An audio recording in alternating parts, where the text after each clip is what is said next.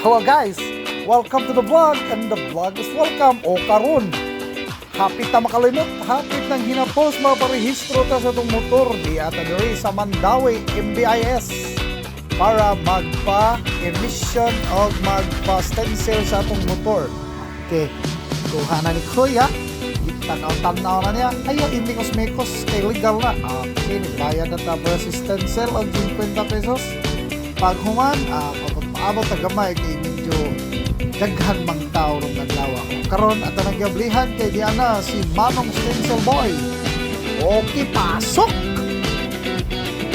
Iyan na nagkuhaan niya. Legit ba niya itong motor na Yamaha NMAX 155. Okay.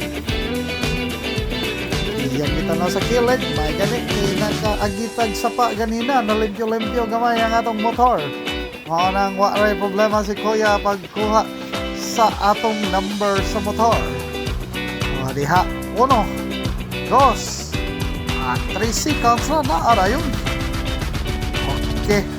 Karon, magbayad na ta para sa emission na to.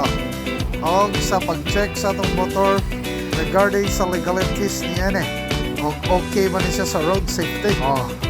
Okay, naunhan kitang kuha na. Karon, stage lang ta while waiting. Mahinang kalaban, Usara.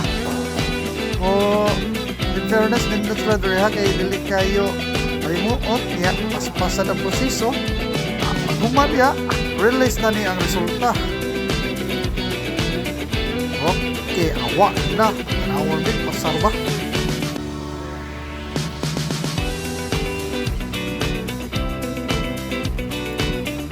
Pasar, uy. Lain ba karon ato na ning iadto sa LTO Lapu-Lapu para sa atong renewal sa rehistro nya. Okay man pero wa na nag-click ng gasolina ni. Sige, diretso na sa LTO Lapu-Lapu o karon ning aray murag gipalupad ang motor abot sa LTO Lapu-Lapu para sa renewal. Unya, dire na takotok guys. Thank you for watching and the rest is history. Pwede na ilaag kay rehistrado na.